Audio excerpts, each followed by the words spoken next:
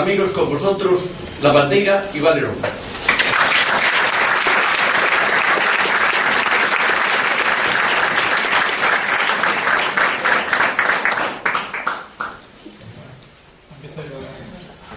Siempre me hace el turno a mí, hasta en eso es un caballero. Vamos a ver, simplemente nosotros lo que queremos hacer ver aquí es que para nada penséis en que venimos a dar la chapa con nuestro libro, venimos a hablar principalmente de fútbol. Y eso es lo que vamos a hacer. Vamos a hacer una pequeña exposición de las ideas que tratamos de transmitir tanto Juan Carlos como yo en el libro, y luego a partir de ahí vamos a estar a merced de lo que a vosotros os interese y lo que queráis comentar, para que nosotros desde nuestra humilde opinión pues os podamos comentar. Esta idea del libro, solo explicarlo rápidamente, surge de una relación pura y dura de amistad entre Juan Carlos y yo, que congeniamos el fútbol de una misma manera, o vemos el fútbol de una misma manera, y en un momento determinado compartimos vestuario durante un año. Él me puede echar una mano a sacar adelante este proyecto del libro, y él, como siempre, lo primero que me dijo fue sí, a ver si sabía. Es increíble esa respuesta, ¿no? Pero ni me echó una mano, y bueno, y aquí está con este tema. Sí, bueno, yo nada, también encantado de estar aquí y poder, bueno, compartir esta charla. Y bueno, como decía Javi, pues eso, ¿no? La intención que siempre hemos tenido pues es un poco dar un poco la opinión de cómo vemos nosotros un poco el fútbol, y sobre todo desde mi punto de vista, pues eso, ¿no? Durante tantos años ahí, pues a nivel profesional y a nivel de toda la experiencia que puede tener o coger durante todos esos años. Y ahora vamos a empezar a comentar unas cosas, primero una vez yo, otra vez Juan Carlos, sobre cosas que tratamos de exponer en el libro, ¿no? El libro comienza principalmente con una doctrina: entrenar para hacer pensar. La mayoría de los entrenadores, en muchos casos, estamos convirtiéndonos en personas un poco esquemáticas, o que tratamos un poco de hermetizar al futbolista. Lo que intentamos a través del libro es animar a los entrenadores a que cada vez se le deje evidenciar un poquito más las cualidades de cada futbolista, que se le deje un poquito más de libertad para que él pueda resolver las situaciones, y que de esa forma todo aquello que el niño o que los futbolistas en general son capaces de asimilar o de percibir a través de la inteligencia, será más fácil que luego lo puedan percibir dentro de un terreno de juego. Mientras que si los niños o nuestros futbolistas actúan en base a nuestras órdenes, acostumbraremos a ellos a que resuelvan las situaciones cuando nosotros seamos capaces de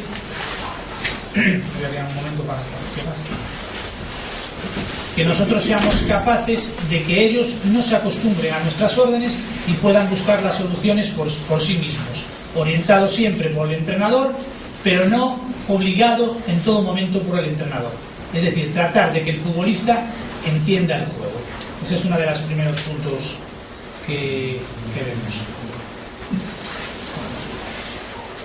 Bueno, cuando Javi me plantea el tema de escribir el libro, pues quería que hablase un poco de que escribiese un capítulo y hablase de algunas cosas.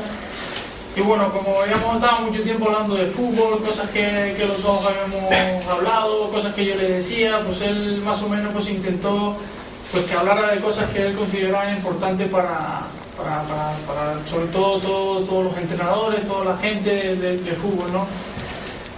Uno de los puntos que se habla en el libro es la visión global del fútbol y no puntual, ¿no? Y bueno, en este sentido lo que yo siempre he intentado un poco transmitirles es que a veces en el fútbol muchas veces nos quedamos con muchas acciones determinadas en el juego, ¿no? Por ejemplo, un gol o una parada del portero, o una buena acción de un futbolista, o una jugada de finalización por parte de un equipo.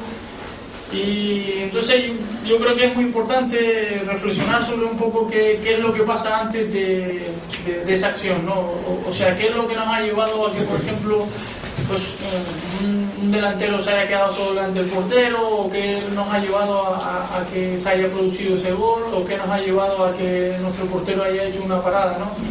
Poder reflexionar sobre las cosas que hacen que lleguen esas acciones, ¿no? Porque creo que eso es importante para ver mejor el fútbol, analizarlo mejor y saber que una acción viene precedida de otras acciones que te hacen pues llegar a ese punto, ¿no? En ese sentido yo siempre pues, digo mucho, ¿no?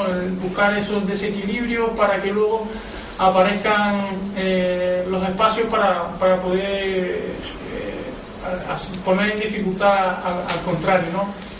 Y ese punto pues se va un poco por ahí.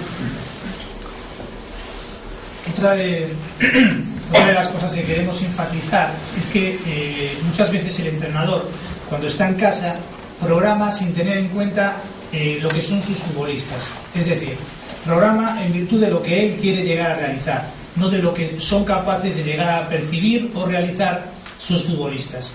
Tenemos que ser conscientes de que el futbolista tiene que ser el centro de nuestros entrenamientos, que todo debe girar alrededor de ellos y de las posibilidades y necesidades que ellos nos puedan ofrecer. Entonces, en el libro lo que pretendemos es eso, ¿no? Que el entrenador deje paso al protagonismo del futbolista, que es el que a través de nuestras acciones, de lo que nosotros planteamos, pasa a evidenciar lo que nosotros necesitamos como entrenadores. Entonces, potenciamos un poco eso, ¿no? Ceder el entrenador de hoy en día, que cada vez está más formado, que cada vez tiene más conocimientos, saber ceder en determinados momentos ese protagonismo del futbolista, que al fin y al cabo es el que a nosotros como entrenadores nos pone aquí o nos pone aquí con sus evoluciones. Entonces, un poco eso, ¿no? Queríamos tratar también en el libro. Vamos a ir yendo rápido. Siguiente punto.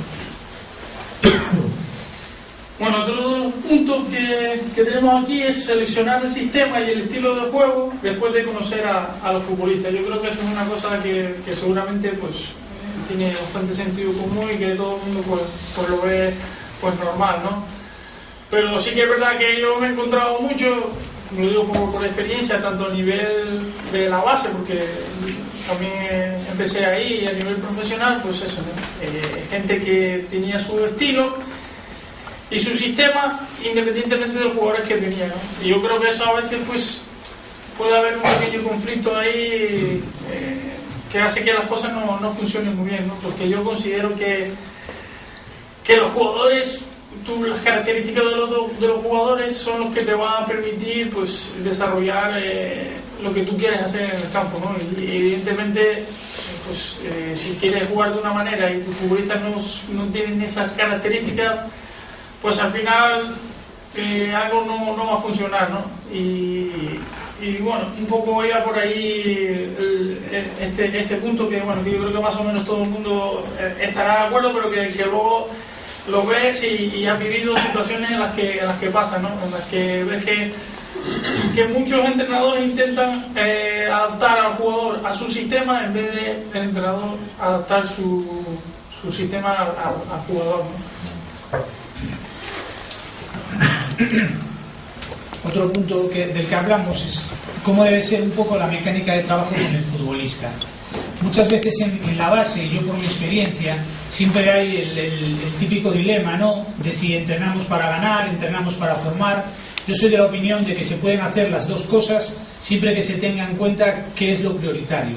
Lo prioritario debe ser trabajar bien, y trabajar bien te debe llevar a la larga a conseguir resultados en virtud, eso está claro, de la plantilla que tengas, que va a ser la que va a determinar muchos de tus éxitos. Entonces, en cuanto al trabajo con el futbolista, yo soy amigo de que se trabaje siempre primero a nivel individual, aspectos y condiciones que puedan trabajar interrelacionando con el grupo, no sacar a futbolistas de su entorno y que ellos trabajen al margen del grupo, sino que la mayoría de las acciones puedan trabajar integradas en el grupo.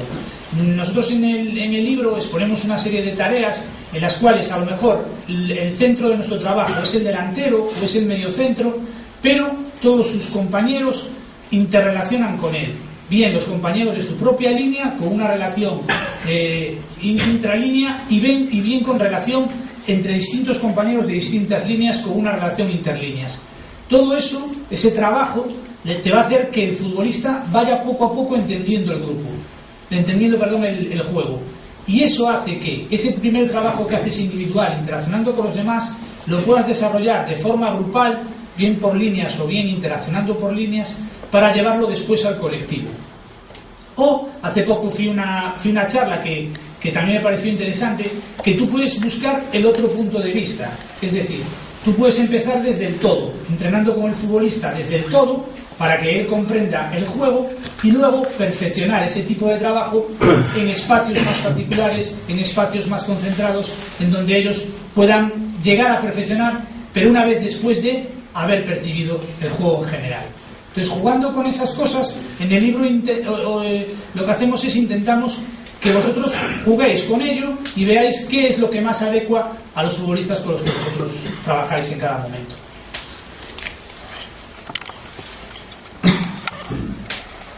Bien, ¿qué es el talento y cómo llevarlo al colectivo? Yo creo que este es un tema que siempre hay mucho debate, ¿no?, alrededor de él, ¿no? Porque siempre es lo que decimos, ¿no? Talento, pues ¿qué es el talento?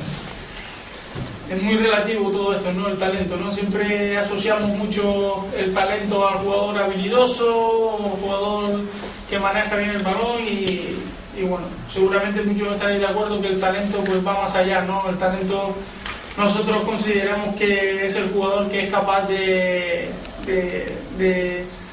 tomar decisiones correctas para su beneficio y para el beneficio del equipo, ¿no? Y seguramente os habéis encontrado con muchos jugadores que no son a lo mejor técnicamente muy buenos o que no eran esa su virtud o muy habilidosos, pero que eran jugadores muy importantes para el equipo por su efectividad y por hacerlo todo bien, por tomar buenas decisiones, ¿no? Yo creo que el talento siempre tiene que ir, o nosotros creemos que el talento tiene que ir unido al equipo, ¿no? Intentar que los jugadores lleven sus condiciones o lo que hacen bien, pero que sea productivo para el equipo. Así no nos encontraremos, como pasa muchas veces que hemos visto en jugadores que individualmente son muy buenos, pero que no terminan de acoplarse al equipo, jugar en equipo, ¿no? Y va un poco por ahí este punto. Cuando yo me propongo la idea de empezar el libro y empiezan mis primeras conversaciones con Juan Carlos para ver si él se anima a echarme una mano con él, mi obsesión como profesor en la escuela de entrenadores es intentar siempre focalizar mucho cada tema que trato, porque creo que sobre todo, y esa era una intención que quería hacer con el libro, quería que el libro llegase a todo el mundo, a aquellos que empezaban como entrenadores y a aquellos que a lo mejor llevaban X tiempo ya entrenando. Entonces, por eso focalicé este trabajo en el entrenamiento del fútbol ofensivo. No, ya los pongo en el libro que no creo para nada en fútbol de ataque y fútbol defensa. Hoy en día todo radica alrededor de las transiciones ofensivo-defensivas y defensivo-ofensivas. Es decir, ¿qué es lo que pasa desde que tú pierdes el balón hasta que lo vuelves a recuperar y viceversa? En eso radica todo el fútbol. Pero yo mi obsesión, porque las cosas quedasen excesivamente claras y concisas y concretas, como es el libro, abarqué el tema del fútbol de ataque, ¿no? Y en ese fútbol de ataque hablamos de las diferentes formas que tenemos en el ataque combinativo, ataque directo y fútbol de contraataque. ¿Qué aspectos trabajamos en el ataque combinativo, diferenciando sus tres fases: iniciación, creación y finalización? ¿Y qué aspectos trabajamos en el contraataque en relación a sus posicionamientos avanzado, plegado y replegado, y las diferentes posibilidades que ofrece el ataque directo? Entonces es un poco explicaros por qué se seleccionó en este caso el hablar de esto en el libro, pero que para todos tenemos que tener claro y reflexionar es que hoy en día el fútbol no se puede diferenciar, no se puede cortar, y el fútbol está todo integrado, y el ataque y la defensa tienen que funcionar de forma conjunta, si no sería fútbol.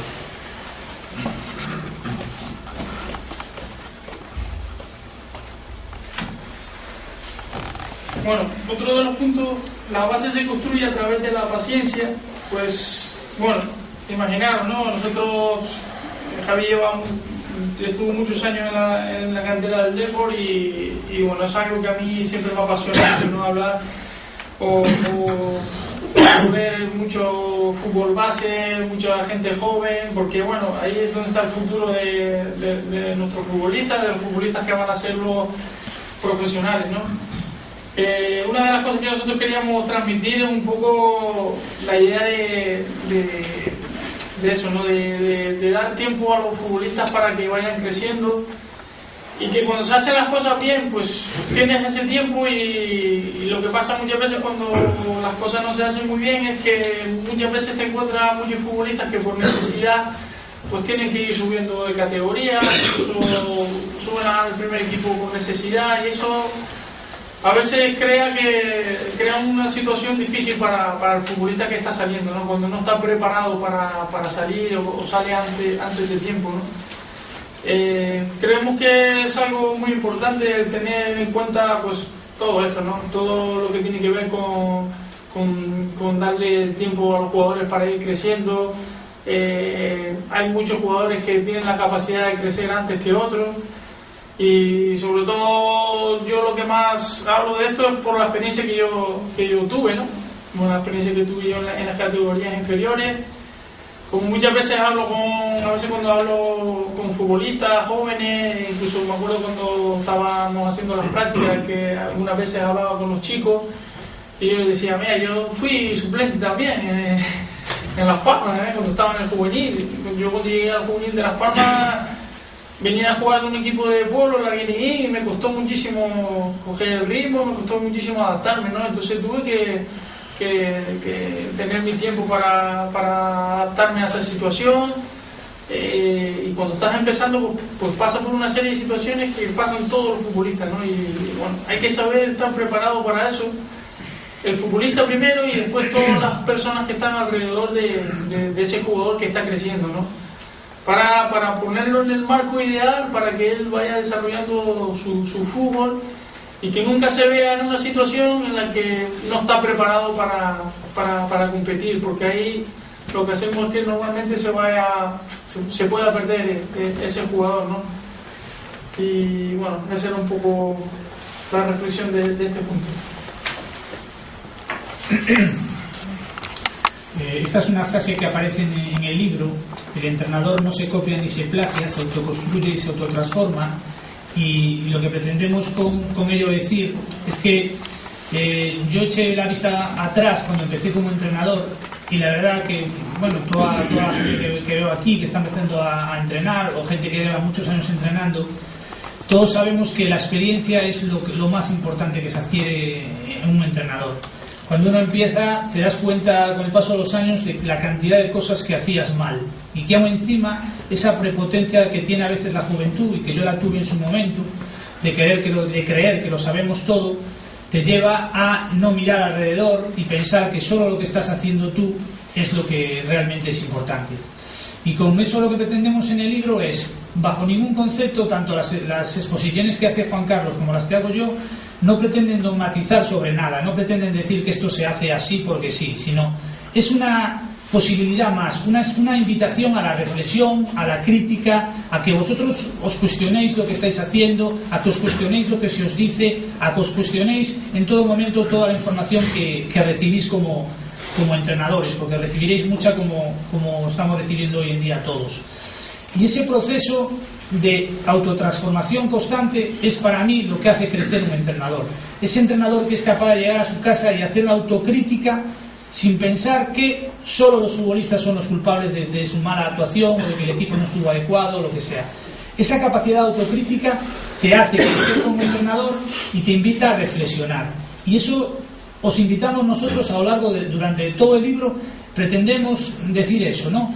Lo que decimos para nada creemos que es lo que haya que hacer, sino que es nuestra opinión o nuestro punto de vista. Y luego cada entrenador, nuevamente volviendo un poquito al grupo en el que se encuentre, a la situación que esté manejando, ahí es donde se tiene que saber manejar. El otro día tenía una entrevista con un periodista del País, ¿no? Y me comentaba, porque, bueno, desde aquí aprovecho para comentaros, ¿no? Que he sacado una página web que se llama futbolofensivo.com que está funcionando de maravilla, porque simplemente lo que se pone ahí es información para los entrenadores. El que quiere entra, la mira y le vale de algo, perfecto, y el que no, pues no tiene que dar. Y él me decía, joder, Javi, qué altruista, ¿no? Colgar ahí tu información, poner tareas tuyas, poner tal en el fútbol, que cada uno parece que lo que sabe, que no se lo dé a nadie, porque es la medicina con la que va a ser el mejor entrenador del mundo. Y eso no es real, es decir, yo expongo la información porque yo creo que la gente tiene que ver un poco de todo.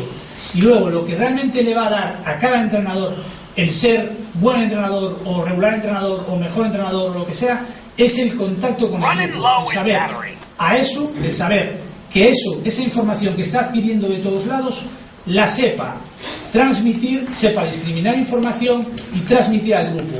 Si eso lo hace bien, esa va a ser la clave del progreso del entrenador. Por lo tanto, desde aquí también invitar a que copiar un poco lo que pasa en el baloncesto, ¿no? Que en el baloncesto hay mucho clinic, mucho intercambio de opiniones entre entrenadores, yo hago esto, tú haces lo otro. Bueno, ahora en el fútbol, gracias a Dios, están las redes sociales, que funciona la información una locura, ¿no? Se pasan información continuamente, la gente tiene acceso a todo. Y después de todo eso, discriminar qué cosas os son útiles, qué cosas no, y a partir de ahí vosotros con el todo, es decir, vuestro equipo con vosotros, y a partir de ahí, si sois capaces de transmitírselo y al final la cosa funciona, pues todo de maravilla. Y por mucha información que vayamos cogiendo, si al final no llega al grupo, la situación será muy complicada de que salga bien.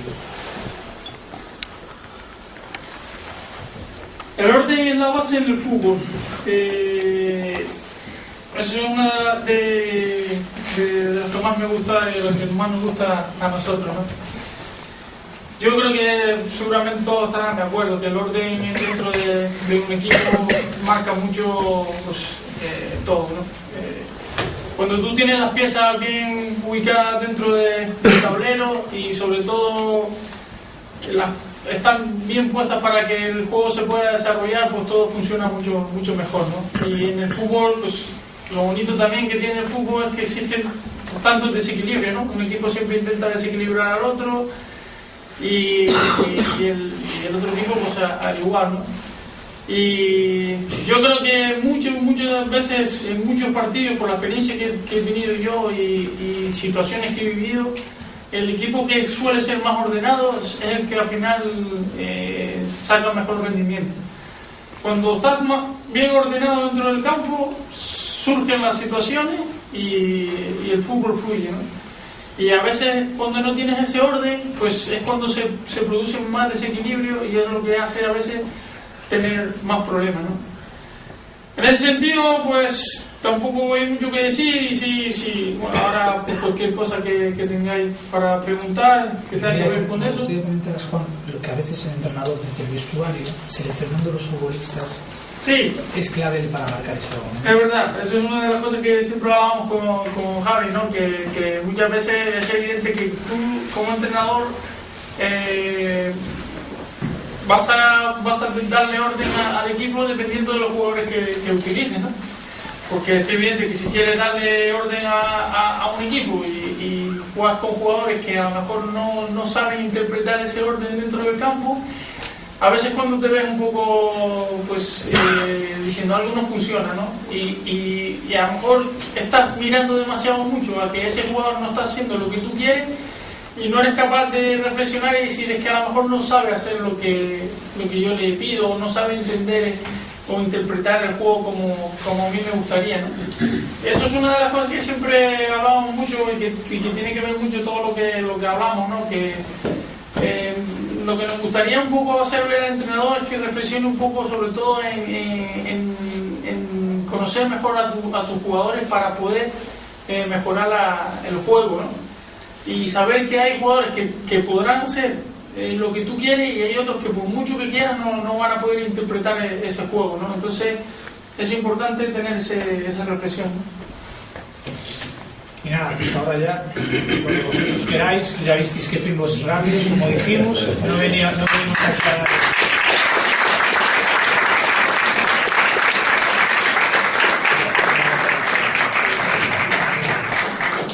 Nosotros donde realmente estamos a gusto es ahora en el diálogo y en las preguntas que vosotros queráis, sobre todo.